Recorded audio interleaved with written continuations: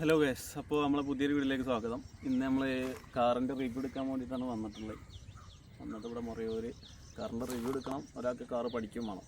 അപ്പോൾ അതിന് വേണ്ടിയിട്ടാണ് വന്നത്. ഒരാൾ ഇവിടെ ഉണ്ട്, ആള് കാറ് പഠിക്കാൻ വന്നതാണ്. ഇതാണ് നമ്മളെ ഗ്രൗണ്ട്. ഇവരിവിടെ കാറ് പഠിക്കുകയും ചെയ്യും, നമ്മളിവിടെ റിവ്യൂ എടുക്കും. അപ്പോൾ ഇത് വണ്ടി എടുത്തിട്ട് ഇപ്പോൾ ഏകദേശം എത്ര ദിവസമായി? 3 ദിവസം 5 ദിവസമായി വണ്ടി എടുത്തിട്ട്. ഇപ്പോൾ ഏകദേശം 250 കിലോമീറ്ററോളം ഓടിയിട്ടുള്ളൂ. ഓട്ടം കുറവാണ്. അപ്പോൾ നമ്മൾ എടുത്തിട്ടുള്ളത് ബലേനോ സീറ്റ മോഡലാണ്, ഓട്ടോമാറ്റിക്.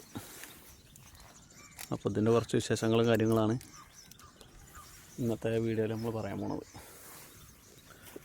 ആധികാരികമായിട്ട് കാറിനെക്കുറിച്ച് നിങ്ങൾ കുറേ വീഡിയോ കണ്ടിട്ടുണ്ടാവും. ഇപ്പോൾ ഓട്ടോമാറ്റിക്കിൻ്റെ വീഡിയോസ് കുറച്ച് കുറവാണെന്ന് തോന്നുന്നു.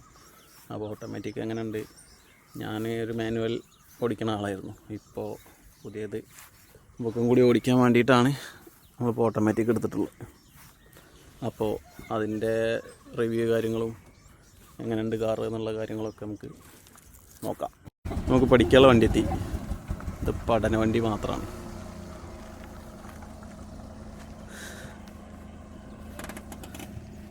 ഗ്രൗണ്ടും ഓട്ടോമാറ്റിക് ഓടിക്കാൻ ഇതിന് അത്ര ബുദ്ധിമുട്ടില്ലെങ്കിലും, പക്ഷേ ലൈസൻസ് എടുക്കാൻ മാനുവൽ വേണ്ടതുകൊണ്ടാണ് ഇപ്പോൾ ഇത് കാര്യമായിട്ട് പഠിക്കുന്നത്. വിനോയ്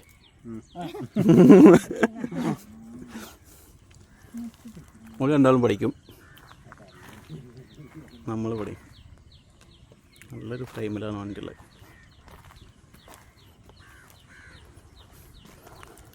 ഇപ്പോൾ ഞാൻ പറഞ്ഞ പ്രധാന മാറ്റങ്ങൾ, ഒന്ന് കീ പുഷ് ബട്ടണാണ് വരുന്നത്. പിന്നെ നമുക്ക് 16 ഇഞ്ച് അലോയ് വരുന്നുണ്ട്.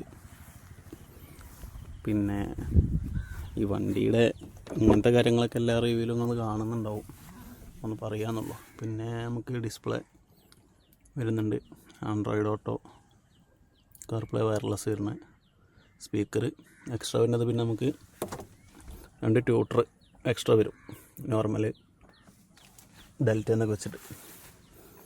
പിന്നെ ഗിയർ ബോക്സ് ഓട്ടോമാറ്റിക്കാണ്. പിന്നെ വരുന്ന മാറ്റം എന്ന് പറഞ്ഞാൽ AC വെൻ്റ്, ബാക്കിക്ക് AC വെൻ്റ് വരും. അതിൽ തന്നെ 2 ചാർജിങ് പോർട്ട് വരുന്നുണ്ട്, ഒരു എയും ഒരു സിയും.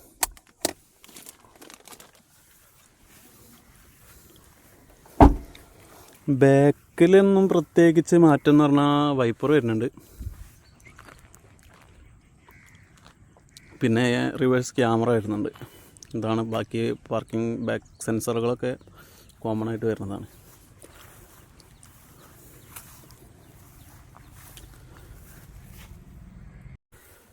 നമുക്ക് ഓൺ ഓഫിന് അൺലോക്ക് ലോക്കിന് വേണ്ടിയിട്ട് നമുക്കിവിടെ ഒരു സ്വിച്ചും കൊടുത്തിട്ടുണ്ട്.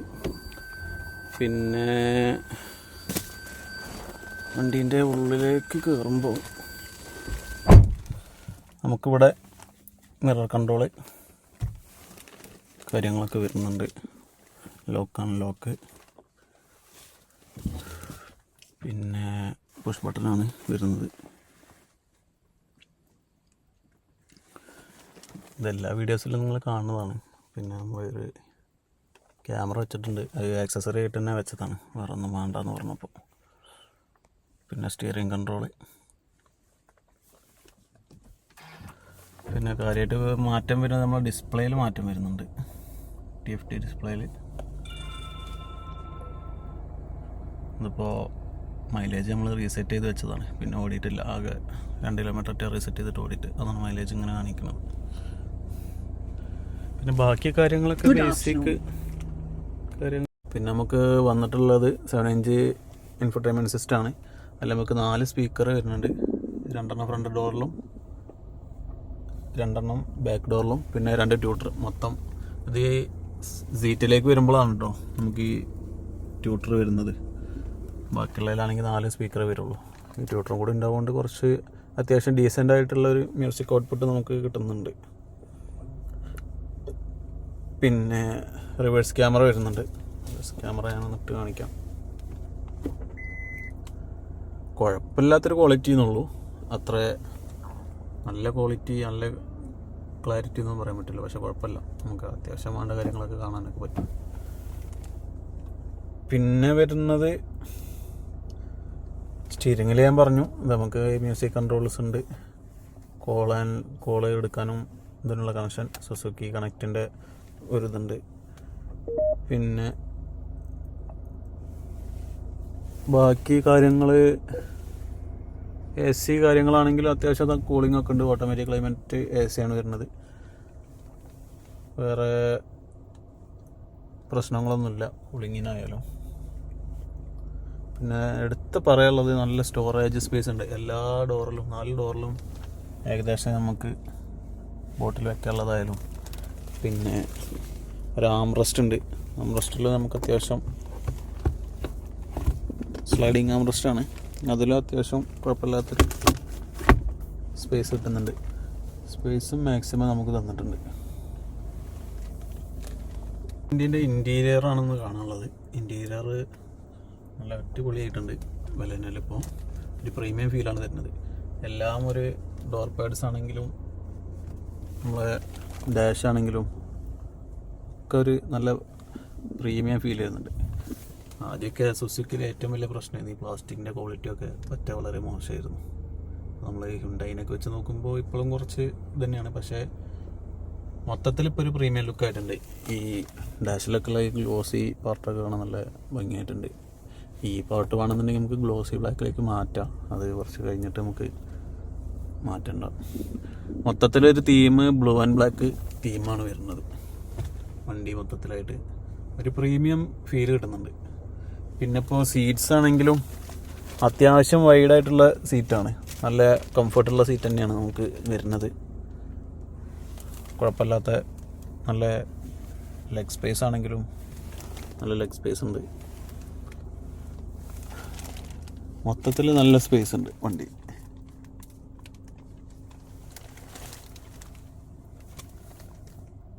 ബാക്കി എല്ലാത്തിനും ഒരു പ്രീമിയം ക്വാളിറ്റി മെയിൻറ്റെയിൻ ചെയ്യാൻ ബലെനോ അല്ലെങ്കിൽ സുസുക്കി നോക്കിയിട്ടുണ്ട്.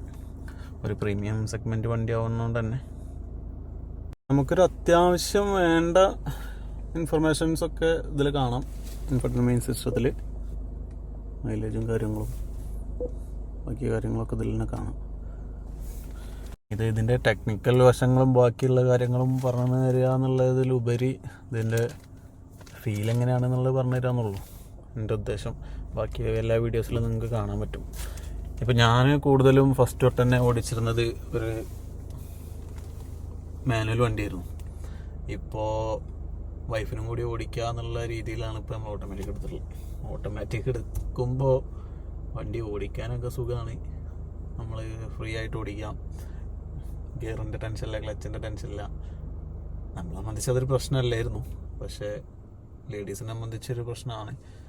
നമുക്കെന്താ വെച്ചാൽ ഒരു ഫീല് കിട്ടില്ല ഓട്ടോമാറ്റിക് ആകുമ്പോൾ. വണ്ടി കുറച്ച് ലാഗ് കാര്യങ്ങളൊക്കെ ഉണ്ട്, അതിനനുസരിച്ച് ഓടിക്കണം. അങ്ങനെ ഓടിച്ചാലേ മൈലേജിൻ്റെ കാര്യത്തിലാണെങ്കിലും നമുക്ക് കാര്യം ഉണ്ടാവുള്ളൂ. ഇപ്പോൾ ഒരു 4-5 പേരൊക്കെ ബാക്കിൽ ഫുള്ളായിട്ട് വണ്ടി ഫുൾ ലോഡഡായിട്ട് പോകണമെന്നുണ്ടെങ്കിൽ കയറ്റത്തിലൊക്കെ നമുക്ക് ലാഗൊക്കെ വരുന്നുണ്ട്. ഓവർടേക്ക് ചെയ്യുമ്പോഴും ചെറിയ ലാഗ് വരുന്നുണ്ട്. പിന്നെ അപ്പോൾ പറയാല് എന്താ വെച്ചാൽ മാനുവൽ ഓപ്ഷൻ ആക്കാം നമുക്ക്. ഇത് ഡീക്കിട്ടിട്ട് ഇങ്ങോട്ട് തട്ടിയ മാനുവലാവും. പക്ഷേ ഈ മാനുവലും തന്നെ അത്രത്തോളം പ്രോപ്പറൊന്നല്ല. അപ്പോൾ നമ്മൾ മറ്റ് മാനുവൽ ഓടിക്കുന്ന പോലെ ചില സമയത്ത് ഒരു മെയിൻ്റെനൻസ് സ്പീഡ് കഴിഞ്ഞാൽ മാത്രമേ ഇത് ഫസ്റ്റ് എന്നാൽ സെക്കൻഡിക്കൊക്കെ ചാടണമെങ്കിലൊക്കെ ഒരു ഡിലേ ഉണ്ട്. ഒരു ഫാമിലി കാർ അല്ലാതെ നിങ്ങൾക്കൊരു ഡ്രൈവിംഗ് എക്സ്പീരിയൻസ് നല്ലൊരു ഇതിനാണെന്നുണ്ടെങ്കിൽ നിങ്ങൾക്ക് മാനുവൽ തന്നെ ആവും നല്ലത്. ഈ ഓട്ടോമാറ്റിക് എത്രത്തോളം ആളുകൾക്ക് ഇഷ്ടപ്പെടുന്നോ കാര്യങ്ങളൊന്നും അറിയില്ല. എനിക്ക് പൊതുവേ മാനുവലിനോടാണ് താല്പര്യം. പിന്നെ എന്താ വെച്ചാൽ ഫാമിലി എല്ലാവർക്കും ഓടിക്കണം എന്ന് വിചാരിച്ചിട്ടാണ് ഇപ്പോൾ ഓട്ടോമാറ്റിക് എടുത്തുള്ളത്. ഓട്ടോമാറ്റിക്കിന് അതിൻ്റെതായ കംഫർട്ട് എന്ന് പറഞ്ഞാൽ നമുക്ക് ഓടിക്കാൻ സുഖമാണ്, വേറെ കാര്യങ്ങളൊന്നുമില്ല. സാധാ ഒരു സ്കൂട്ടർ എങ്ങനെയാണോ ബൈക്കുകളിൽ എങ്ങനെയാണോ സ്കൂട്ടർ ഓടിക്കുന്നത് അതേപോലെയാണ് കാറിൽ ഈ ഓട്ടോമാറ്റിക് എന്ന് പറയുന്നത്. അപ്പോൾ പക്ഷേ മാനുവലിൻ്റെ ആ ഒരു ഫീല് കിട്ടില്ല വണ്ടി ഓടിക്കുമ്പോൾ. നമ്മൾ വെറുതെ ഇങ്ങനെ പോകുക എന്നല്ലാതെ മാനുവൽ ഓടിക്കുന്ന ആ ഒരു ഫീല് കിട്ടണമെങ്കിൽ അതൊരു പ്രശ്നമാണ്.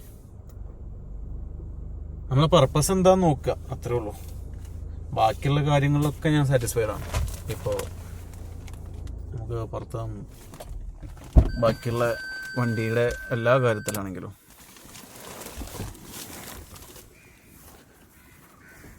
ലുക്ക് വൈസ് ആണെങ്കിലും ഇതിൻ്റെ ഒപ്പം നമുക്ക് വാങ്ങാൻ പറ്റുന്ന ഒന്നേന്ന് ഫ്രോങ്സ്. പക്ഷേ ഫ്രോങ്സ് ആണെങ്കിലും ഫ്രോങ്സും കാണാൻ കുഴപ്പമൊന്നുമില്ല. പക്ഷേ എനിക്ക് കുറച്ചുകൂടി ഒരു ഹാച്ച് ബാക്ക് സെഗ്മെൻറ്റിൽ വേണമെന്നായിരുന്നു. അപ്പോൾ വണ്ടി എല്ലാം അടിപൊളിയാണ്. ഓട്ടോമാറ്റിക് വേണോ മാനുവൽ വേണോ എന്നുള്ളത് നിങ്ങളോരോ ചോയ്സാണ്. വണ്ടി ഇനിയിപ്പോൾ കുറച്ച് പരിപാടികൾ ചെയ്യാനുണ്ട്, നമുക്ക് കുറച്ച് കഴിഞ്ഞിട്ട് സാവധാനം ചെയ്യണമെന്ന് വിചാരിച്ചിട്ടാണ്. വണ്ടി ലുക്കിൻ്റെ കാര്യത്തിലൊക്കെ 100% സാറ്റിസ്ഫൈഡാണ്. ആകെ ഒരു ഡൗട്ടുള്ളത് മാനുവൽ ഓട്ടോമാറ്റിക് അതിൻ്റെ കാര്യത്തിൽ മാത്രമേ ഉള്ളൂ. പിന്നെ ഇപ്പോൾ നിലവിൽ സുസുക്കിയിൽ കുറേ ഓഫറുണ്ട്, GST കട്ടിങ് ഒക്കെ വന്നിട്ട് പ്രൈസിൽ മാറ്റമുണ്ട്. ഇനിയിപ്പോൾ അടുത്ത വർഷമാകുമ്പോൾ ചിലപ്പോൾ അതൊക്കെ തിരിച്ചു വരും. ഇപ്പോൾ വണ്ടി എടുക്കാൻ പറ്റിയൊരു സമയമാണ്. അതുകൊണ്ട് തന്നെയാണ് ഇപ്പോൾ ഞാനും എടുത്തിട്ടുള്ളത്. ഒരു ബലന എടുക്കണം എന്നുള്ളൊരു ചിന്തയിലൊന്നും അല്ലായിരുന്നു. നമ്മളടുത്ത് ആദ്യം ഒരു സ്വിഫ്റ്റ് ഉണ്ടായിരുന്നു, ആ സ്വിഫ്റ്റ് കൊടുത്തിട്ടാണ് ഇപ്പോൾ നമ്മളിത് എടുത്തുള്ളത്. പിന്നെ എടുക്കുമ്പോഴേക്ക് പറയാനുള്ളത് കുറച്ച് പൈസ ആയാലും ഒരു മിഡിൽ വേരിയൻ്റൊക്കെ എടുക്കാൻ നോക്കുക. എൻ്റെ അഭിപ്രായം പറഞ്ഞതാണ്. എന്താണെന്ന് വെച്ചാൽ ഞാൻ ആദ്യം ഒരു സ്വിഫ്റ്റ് ബേസ് ആണ് എടുത്തത്. അതിന് പവർ വിൻഡോ പോലും ഇല്ലായിരുന്നു. അപ്പോൾ അത് വളരെ ബുദ്ധിമുട്ടായിരുന്നു. പിന്നെ നമ്മളിപ്പോൾ ഒരു മിഡിലെടുത്ത കമ്പനി ഫിറ്റ് ആൻഡ് ഫിനിഷ് തന്നെ നമുക്ക് കിട്ടും എല്ലാം. അപ്പോൾ അതൊക്കെ ഒരു നല്ലതാണ്. ഞാൻ 100% സാറ്റിസ്ഫൈഡ് ആണ് ബലന്ന സീറ്റ് എടുത്തത്. ഞാൻ ആദ്യം സിഗ്മയൊക്കെ നോക്കിയിരുന്നു. അപ്പോൾ ഇതിലിപ്പോൾ ഞാൻ 100% സാറ്റിസ്ഫൈഡ് ആണ്. ഈ DRL വരുമ്പോൾ തന്നെ വണ്ടി കാണാൻ ഒരു ഭംഗിയാണ്. ഇപ്പോൾ ബാക്കിയുള്ള സിഗ്മയിലും ഡെൽറ്റയിലും ഒന്നും ഇതില്ല. അപ്പോൾ അത് ലൈറ്റ് കാണാൻ തന്നെ കുറച്ച് മാറ്റമുണ്ട്. പിന്നെ അലോയൊക്കെ നമുക്ക് ചേഞ്ച് ചെയ്യാനുള്ളതാണ്. ബാക്കി കാര്യങ്ങൾ മൈലേജും കാര്യങ്ങളൊക്കെ നിങ്ങൾക്ക് സംശയം ഉണ്ടെങ്കിൽ കമൻറ്റിൽ ചോദിച്ചാൽ മതി, ഞാൻ വിവരങ്ങൾ തരാം. ഓക്കെ, അപ്പോൾ അടുത്ത വീഡിയോ ആയിട്ട് പിന്നെ കാണാം. നമുക്കൊരു യൂസർ റിവ്യൂ കുറച്ച് ഓടിയിട്ട് അതും കൂടി ഒന്ന് ആഡ് ചെയ്യാം. മൈലേജ് റിയൽ ടൈം മൈലേജ് എത്ര കിട്ടുന്നുണ്ടെന്നൊക്കെ നോക്കിയിട്ട്. Okay, bye guys. പിന്നെ ഒരു കാര്യം, നമ്മളിത് ചാനലിപ്പോൾ തുടങ്ങുകയാണ്.